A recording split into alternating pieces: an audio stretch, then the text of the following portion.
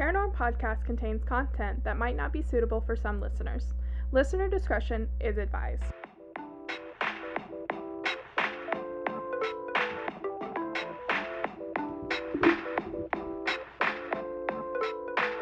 This is Paranorm Podcast.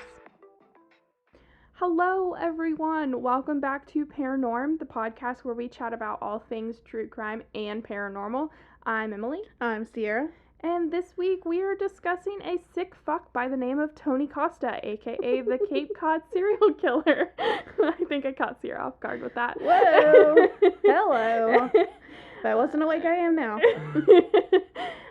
Anyway, aka the Cape Cod serial killer, aka the Cape Cod vampire. LOL. That really just made me laugh. Whoa. So yay. Vampires. Anyway. They're real guys. It's time for our weekly check-in with one another. How the fuck are you, Sierra? Oh, that breath in. That deep breath in. Actually doing pretty good, I think. Wonderful. Yeah.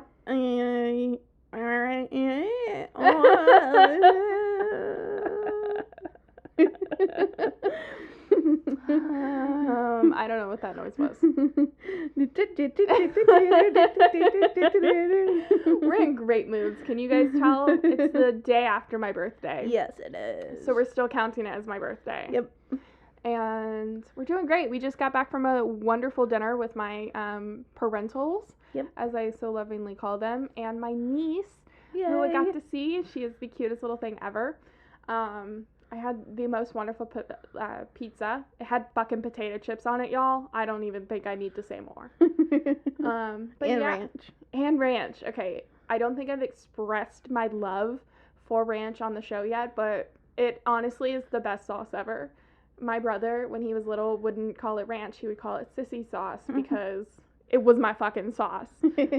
So, yeah, we've had a very good week. Yeah, I think Sierra, so. You've had a good week?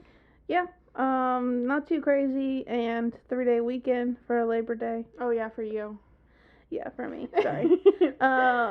And so I think that'll be good. Give me a little bit of time to just, like, get my mind back in order because, like, yes. I literally asked somebody to do something, and they're like, I can't do that. You have everything. I'm just like, no. Oh, fantastic.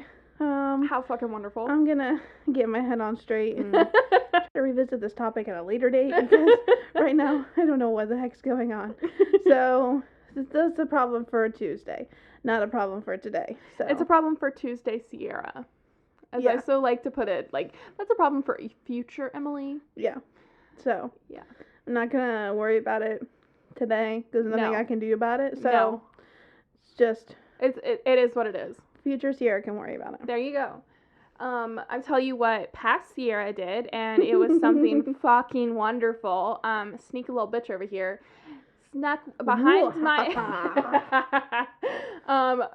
my back, texted my mother, and they Actually, how it went down is that she texted me. Oh man, okay. So I had been looking at things on the Amazon Prime, and I was like planning on doing something, and then your mom texted me, and she was like, "Hey, I was looking at this for Emily's birthday," and I was like, "Huh, funny story. I was looking at the same thing for Emily's birthday.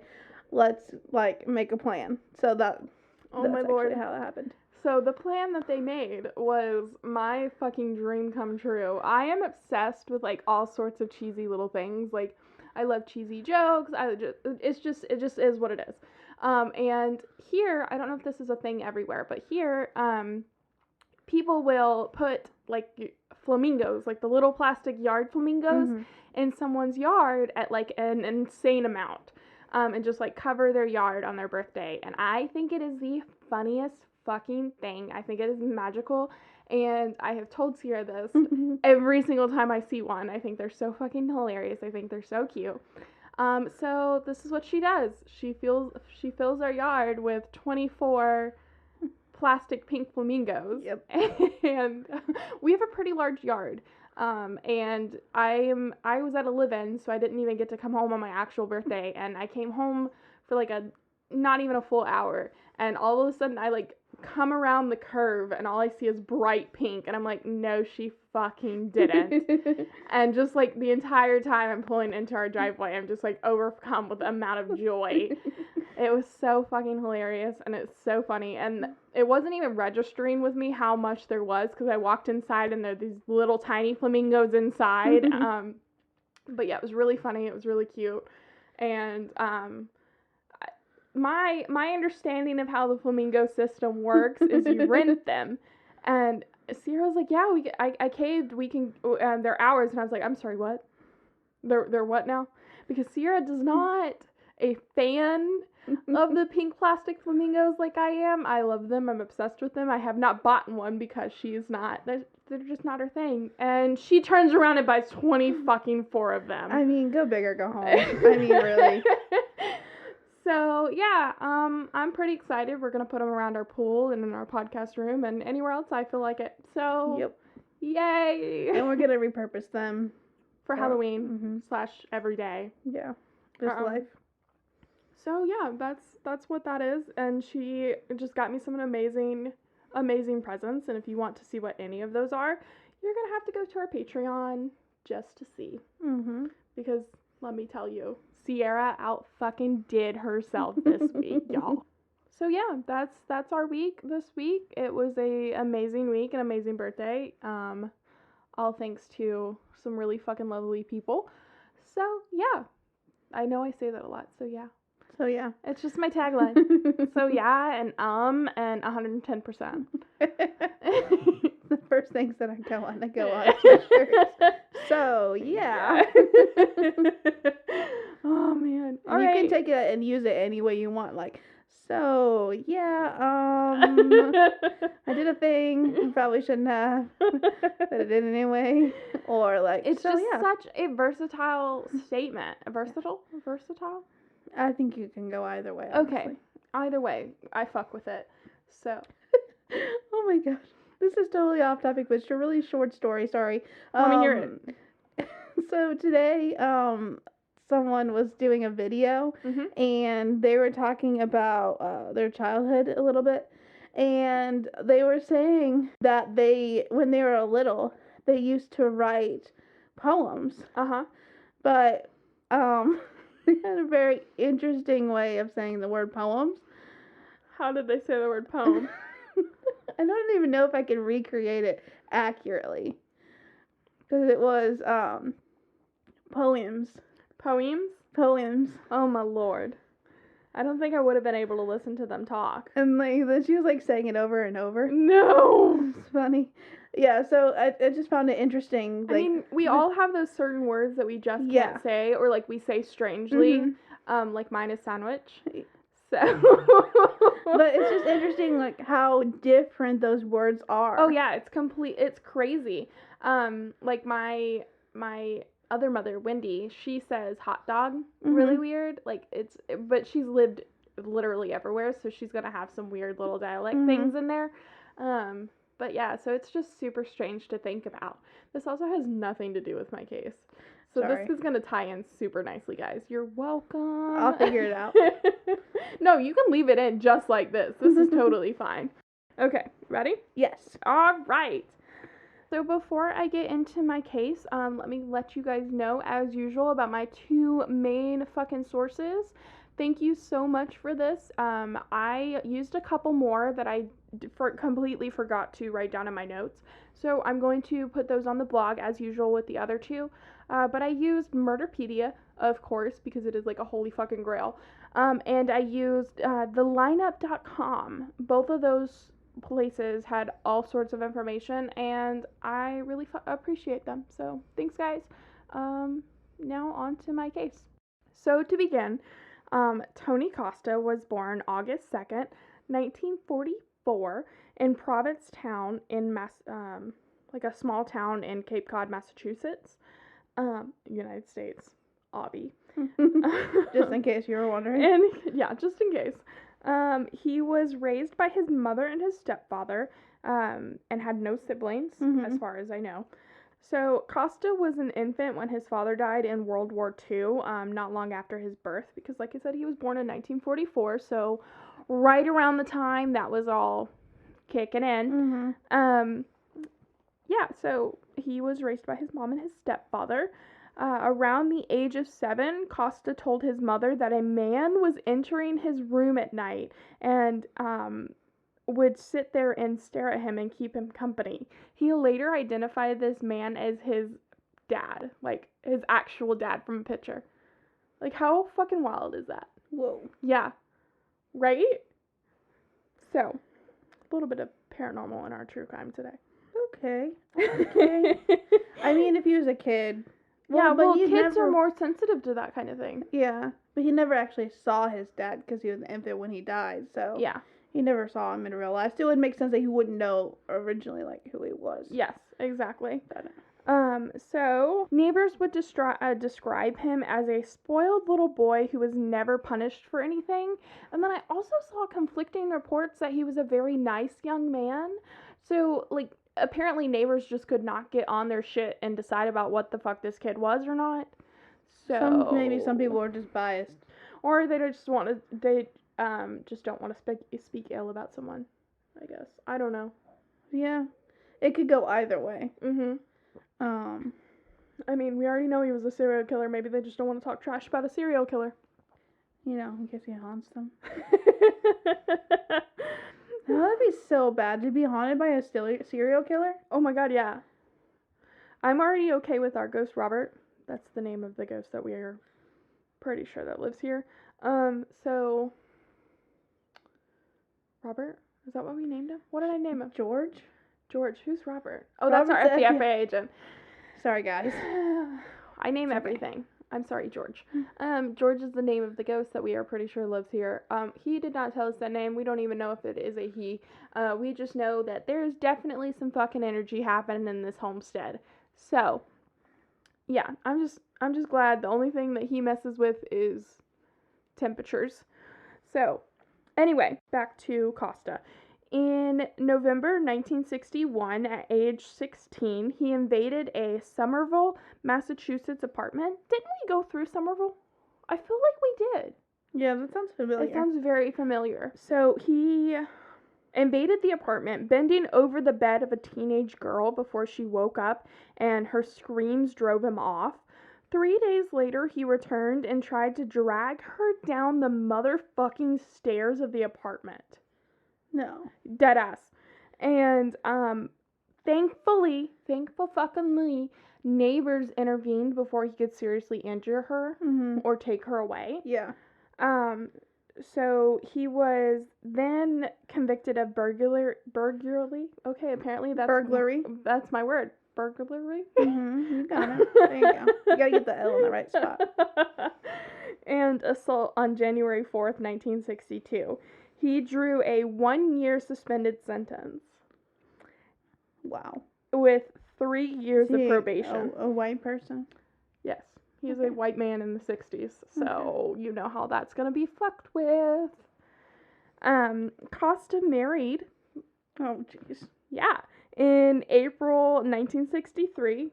Bless this woman's heart. Like, I just can't believe it. Honestly, cannot believe it. To a 14-year-old girl when he was 18. I was gonna say he's only 18. Yep. Wait, isn't that illegal now? Yes. Well, actually, I don't know what the age of consent is in Massachusetts. Oh, I'm not sure. Yeah, that's. Can you do the Google? Please pause while we check the Google about the age of consent in Massachusetts. In Massachusetts, the age of consent now is 16. I don't know about them in the 60s because it was the fucking 60s, as the wine and crime gal so eloquently put it. So there was that wonderful thing. He fathered 3 children before drugs complicated their relationship, producing bizarre and really, really fucking irresponsible behavior. You wouldn't say. It doesn't do that to anybody else. No, definitely not. So they divorced 5 years later in 1968. As a divorcee and a father of 3 children, Costa spent his time working odd jobs here and there. I do not know if he actually gained custody of the children. I couldn't find anything on that. I couldn't even find the name of his wife. Whoa. Which, when I'm going to tell you what he did, I'm pretty sure she probably changed her name and probably changed the children's name because of such actions. Yeah. Or at least I would. Yeah. So, he spent his time, like I said, working odd jobs here and there, mostly a carpenter or a handyman. Costa was living in a boarding house during this time because he was coming off of probation and he's just not that stable of a dude. So, you know, yeah, boarding house kind of seemed like the best option. He gave the impression to the owner of the boarding house of being a little bit off. Other locals chimed in to say that he was a loner who seemed, quote, a little bit off and a little bit into himself, end quote, and was known to have made a hobby out of taxidermy. Which, it's so funny we say that because we were literally just telling my niece what taxidermy was, which was quite hilarious. She's 7, and was asking about, was it a dead cat in her yard? Yeah, so she, I was in the front seat and Sierra was in the back. That's why I don't fully know the conversation. So they had buried a cat who had passed away in their yard. And she was like, I'm afraid to dig because I don't want to dig up the cat. Yeah. And I was like, well, how long ago did the cat die? And she was like, oh, a couple years. So I was like, well, so the flesh is gone. There might be some hair and bones, like, left. Yeah. And she was like, and so I was like, but you could always just, like, stuff the cat. You know, when they die. Oh, and then that is how we led to the conversation of taxidermy. Yeah, and I was like, do you know what taxidermy is? And she was like, no, which is a big word, Yeah, and then I, so eloquently put it that, you know, the stuffed deer heads on people's wall, and she goes, oh yeah, because she's a southern little thing, so of course she does. Yeah. And I was like, well, people do that to their cats, and she goes, they cut their heads off? I was like, no. I mean, you can, but they usually don't. They stuff the whole thing. She goes, oh, okay, I could probably do that. She's so interesting. She's a very interesting little child, and she's just so funny, and she always says the funniest things. She was like, if I ever got a hairless cat, I would glue, like, horsehair onto it. I'm like, what? Oh my god, that's so funny. She always says it with the most serious attitude. She's so, like, her face is so serious all the time. And, like, she's a blonde-haired, blue-eyed child with, like, this, like, cherub little face. Yeah. And I just can't with some of the things she says. It's just so funny. But she said, what did she say in the back of the car? And my mom was like, that sounds like Emily. Oh, if somebody steals, she won $1. Okay, let me back this up. Oh, yeah. So we were doing scratch-off tickets because my mother, for my birthdays, always gives me a scratch-off ticket. And I had let her do a scratch-off ticket, one of my scratch-off tickets. And she had actually won $2. So to split it with her, I had given her $1. And she had put it in her pocket, and then we were leaving the restaurant, and she had left it in the car. And she goes, oh, thank goodness my $1 is safe, because if somebody had stolen it, I would have to stab them a bunch. And then my mom proceeds to look over at me and goes, that sounds like you. So, yeah, it's quite hilarious. She's a fucking hilarious child. But, yes, speaking of not a hilarious child, Tony Costa. Okay, 2 of his victims stayed at the same boarding house where Costa lived, so, yay. That's, like, bold. Right? Like, not even 6 degrees of separation, like, 2. Maybe. If they lived on the same floor, it would be way less. Yeah. So, okay. He even helped them bring in their motherfucking luggage. Right? Like, what? I'm sorry. Like, here, let me get that for you. Let me scape out your house right now. Let me see all of your possible points of entrance. But are they just living in rooms? Yeah. Okay, yeah. So, Costa's room at the boarding house was searched after his arrest, and a rope with red stains on it was discovered in the closet. Wow. Right? So, in June 1966, he brought home 2, quote, hippie girls named Bonnie Williams and Diane Federoff, with the announcement that he would be driving them to Pennsylvania. Whoa, that was a whole clusterfuck of a word. Moving on alone from there, like from Pennsylvania to California. Later, Costa told police that he drove the girls to Hayward, California, but they never got there. Like, why would they decide, no, you know what, just kidding, we don't want to go to Pennsylvania, we want to go to California instead? I mean, I guess it's possible. it is possible because we make split-second decisions but like I guess it would depend on why they were going to Pennsylvania. Yeah, true. So Costa surfaced at his home in Massachusetts 10 days later, and the girls are now they are believed to be his first known victims. Okay. In August 1967, hiking in the Truro Woods near Provincetown, Massachusetts, Costa shot a female acquaintance with an arrow, afterwards apologizing for the, quote, accident. No. I can understand how, like, a gunshot can be seen as an accident because, you know, there's less steps to go into it. But, like, a fucking arrow? I mean, I'm really good at shooting over the target sign with an arrow. Like, I can get it over every time. Yeah. I mean, alright. So, back to 1968. His marriage was basically in shambles because that's the year that they got divorced. And he drove to California in the latter days of January, settling briefly in San Francisco's free-swinging Haight-Ashbury district. His girlfriend of the time, Barbara Spalding, left her child with relatives and then vanished on the day that Costa left for Massachusetts. Not suspicious at all? No, completely not suspicious. She was never seen again, and homicides detectives now believe that Costa murdered her as well. Because you fucking think? Okay, so back home in Massachusetts, Costa burglarized a doctor's office on May 17th, stealing various surgical instruments and drugs valued at $5,000 of the time. Whoa. That's a lot of fucking money. Yeah. Because this was the fucking Even 60s. without inflation, it's still a lot of money. Yeah. So, a week after him stealing this office stuff from the doctor's office, a 18-year-old Sydney Monzon vanished from her home in Provincetown, which is his hometown. Her disappearance was reported to police on June 14th. Police don't really have a clue at this point who's doing this. I don't even think at this point they're connecting them. Oh, okay. Because one, they're different states, like different sides of the fucking country. Two, it's just some missing women.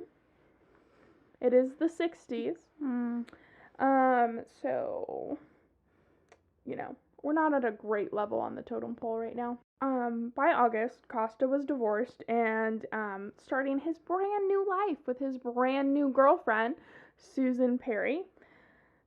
She lasted a whole fucking week. Whoa. Yeah. Before she disappeared on September 10th. So, bless her heart. Yeah. When questioned by his friends and by Susan's friends, Costa told them that she had, quote, gone to Mexico. Oh, jeez. Yeah. So, in mid-September, Costa was arrested for driving with a suspended driver's license. And then later on the 25th, he was picked up again for failure to support his wife and children. So, you know, child support kind of thing, alimony kind of thing. Which is so funny to me because that's one of the ways Ted Bundy was caught, was for like a minor little thing, and that was the traffic stop, remember? Yeah. So it's so crazy how these dudes can like continue, and then trip up on like the little things. Yeah. It's wild. He was held in custody until November 8th. Upon his release, he started spending time and sharing drugs with Christine Gallant. She was like another one of those like free spirit kind of chicks, you know? Yeah. Of the hippie scene. So on the weekend of November 23rd, Gallant was found dead in her New York apartment, drowned in the bathtub of a apparent barbiturate overdose. Wait. How did we even get to New York? He flip-flops. When I said he was held in custody until November 8th, and then that's when he started fucking with Christine Gallant, who lives in New York. Wait, so he went back to New York? He was never in New York. Like, he was never in New York to begin with, but now he is in New York. Wait, so was he in he was in California when he got arrested? No, he was in Massachusetts. Oh, jeez. Okay. Sorry. No, that's my fault. I'm trying to remember which side of the country he's on. He flip-flops around a lot, which is one of the reasons I think he was able to get away for it for the couple of years that he did. That, and I just think that like I said, I think there was just a lack of fucking communication. Because, like, town to town police departments don't talk to each other. Even now, it's still like a... Yeah. I wonder, I don't know that much about, like, police history as far as... Well, because they didn't have the internet yet. No. So... I mean, like I said, even now, police departments don't talk to each other. That's why so many rape cases go unsolved. Yeah. At least they, I mean, not that it's an excuse, but at least they didn't have as easy communication as we do now. So. Yeah. Oh, now it's even less of an excuse. It's like, because we have whole databases of, crimes and not motives, but like MOs and stuff like that. So that's why it's even, like, that's why now it is so, what's the word I'm looking for? Inexcusable, unacceptable. Inexcusable, there we go. Unacceptable, that's the word it was. Unacceptable that they are not communicating with one another. So, anyway, back to New York. Christine Gallant was found in her bathtub of an apparent barbiturate overdose. On January 24th, 1969, Patricia Walsh and Mary Ann Wysocki disappeared on a visit to none other than Provincetown, Massachusetts. On February 8th, 1969, while looking for the bodies of... So they're already looking for the bodies now. While looking for the bodies of Patricia Walsh and Mary Ann Wysocki. I really hope I'm saying her name right. Police discovered Susan Perry. Perry had been missing since the previous Labor Day. Remember, that was his other girlfriend, who lasted a week. On March 4th, the dismembered bodies of Walsh, Wysocki, and another woman, Sydney Monzon, remember her, were found buried together a mile and a half from the first gravesite. Wow. Yeah. It's not far. Nope. So. I'm surprised he buried them all in the same place. Convenience. And if the first two haven't been, or if the first one hasn't been found, then the other two aren't going to be found. Yeah. That's like the New Jersey serial killer that did it all on that one beach. Yeah. I remember. I remember watching that on the news in class. We were all just like, I'm sorry, what? And it was just crazy. Every single time they said that they found another body. Yeah. It was wild. So Walsh and Wysocki had been shot in the head with their hearts removed. All three victims had their hearts removed. Also, all three victims had the marks of human teeth, like indentions, on their bones, and the coroner discovered evidence of necrophilia. So I mean, it's hitting just all like the marks. Every single marker that you can on this shit. When Wysocki's body was found about a month later, her torso and her head had been buried separately. Not long after, Walsh and the rest of Wysocki's body parts were found in a forest clearing that Costa had used for growing fucking marijuana. Go figure. Investigators learned that Walsh and Wysocki had met Tony Costa in Provincetown, which I mean, of course, because that's where he fucking lived and was drawn to for some reason. He was found in possession of their car, and he produced a suspicious bill of sale claiming that he purchased the vehicle before the women, quote, left for Canada. So first they're leaving for California, and then they're leaving for Mexico, and now they're leaving for Canada. Granted, it's all different women, but he's just hitting it everywhere. I mean, I guess if he said they all went to the same place, it'd be more suspicious. That's true. I mean, I have to think by this time the cops are just like, let's go see what this fucker's gonna lie to us about today. Yeah. Maybe. Maybe, baby. Oh my goodness. Okay, so he was then arrested on suspicion of murder after detectives learned that the burial site was Costa's, quote, private garden used for stashing drugs and growing the Mary Jane. In custody, the suspect changed his story several times, of course, because that's what they do, twice implicating innocent friends of his for the murders, repeatedly failing a polygraphic examinations, and he was actually placed in like a psychiatric hold because he knew how to work the system. So they're like, oh, maybe he's like mentally unstable. So on March 31st was his first psychiatric exam, and this exam resulted in the diagnosis of schizoid personality. That is a very 60s term. That is the term they use. Please don't come at me for that. 3 months later, a second psychiatrist characterized Costa as a modern-day Marquis de Sade. I don't know who that is. So, I got nothing. We just gonna move on. And a sexually dangerous man capable of murder. Yep. So, that person should get a raise. They got it right. So, there's some faith in something. There's some faith in some psychiatric professionals, yeah. So, the floodgates opened on July 12th, 1969, when Costa finally confessed to the murder of Mary Wysocki.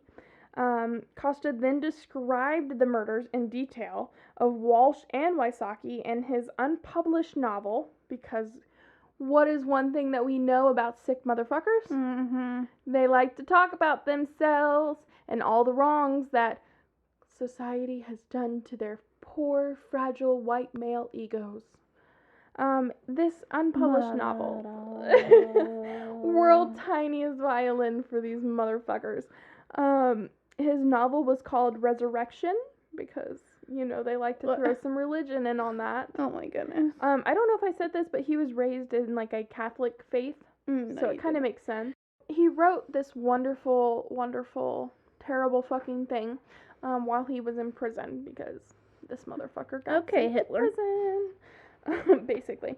So in his account, okay, so a very jaded and biased, thank you, account. He stated that himself and Costa. Is he talking about himself in the third person? Yes. Of course he is. Costa and a friend named Carl, that has quotations on it, so we're out with the women, consuming LSD and Dilaudid, and Carl shot Walsh and Wysocki. Costa claimed he was able to subdue his friend upon realizing that Mary Ann Wysocki was still alive, which then made Costa, as he put it, use his knife to, quote, end her suffering. Yeah, because that's a normal response when someone's dying, is to just kill them. Yep. Okay. Gotcha. Yep. So, according to Costa, he and Carl buried the bodies. Carl. I know, right? I really hope Carl's not real. Because if he has some actual friend named Carl, this poor motherfucker. Yeah. Like, choose your friends wisely. Yes, seriously. So the novel then goes on to describe the deaths of Susan Perry and Sidney Monzon as due to drug overdoses. Costa then claims it was Carl who dismembered and buried their bodies, and that he had, quote, no knowledge until after their deaths. That's so weird. Right?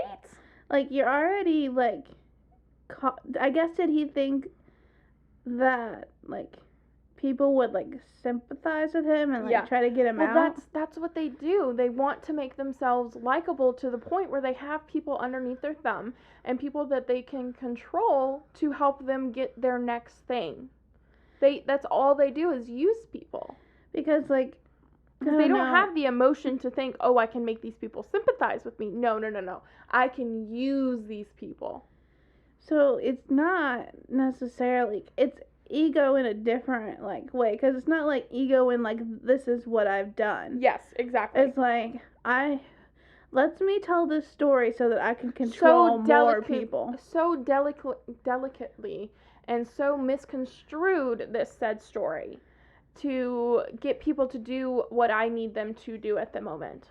Because they're going to take their story and they're going to fit it to whatever narrative they need it to fit at that moment. So the media. Oh, 110%. I love that, Sierra, yes.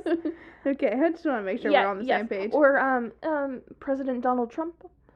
Yeah, so... Well, and I think a lot, like, politicians just in general. Because, like... Oh, God, yeah. Those ads... Well, a politician has to be a little bit of a psychopath / a little bit of a narcissist to even be a politician to begin with. Unfortunately, yes. However, our president is a deadly combination of both.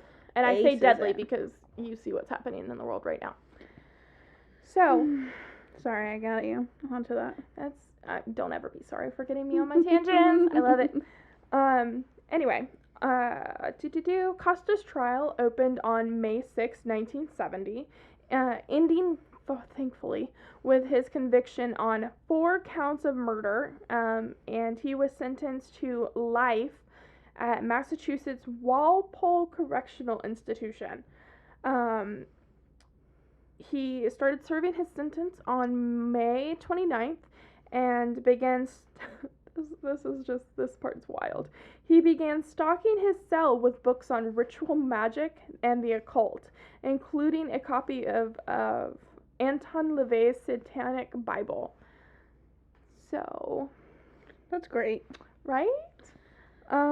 He hasn't killed anybody since he's been in prison? Well, 4 years later, on May 12th, 1974, Costa was found hanging in his prison cell, a leather belt around his neck. The death was ruled a suicide.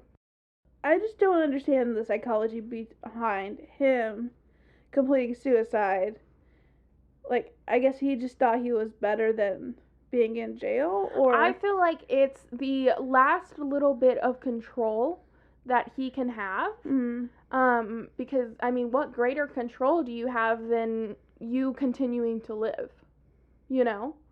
And he gets to decide whether he lives or not. He gets to make it on his terms. The family do not get any closure because if, like, his first 2 original victims, the family still do not know what happened to them. Yeah.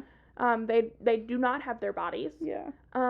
So I feel like that was his little last fuck you to what he saw as his last little bit of control was him completing suicide. I mean, serial offenders, that is typically how they, end it. Like the, what was his name? Ariel Castro? The guy who kept those women locked in that house. Oh, okay. I mean, he completed suicide.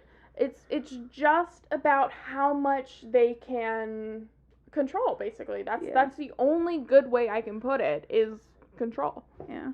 Because that's what these sick fucks crave off of. Like, that's what they That's why they commit the murder to begin with. Yeah, it's the control, and that it gets them off in some sort of way. Mm-hmm. Not even like in a sexual way, in some sort of way that is what they need, or they feel they need to live. Yeah. That's the way I see it, you know? Yeah. Just the control aspect of it. Okay. Yeah, that makes sense. But yeah, it's just crazy. So that is my case. That's all I got for you guys. I did not look up a joke because I didn't really feel like telling a joke today. Aw, man. I'm sorry. I was trying to think of one. Here, I can look up a birthday joke. I know one that my go-to for some reason is, what do you call a cow with no legs? What do you call a cow with no legs? Ground beef. Oh my god. Here, I'll find a birthday dad joke. If you guys have like any good favorite dad jokes, just please let us know. We're always looking for, I love them, and apparently Emily loves them too. And so we would love if you could send us your favorite dad jokes. All the favorite dad jokes, like the Lappy Tappy jokes, crack me the fuck up, man. If you send us your jokes, we can say them at the end of our episodes. Okay. All right, everybody. So I just looked up a joke because it's my birthday and I feel like I need to tell a birthday related joke. So what does a turtle do on his birthday? He has a party for one inside his shell. No, he celebrates.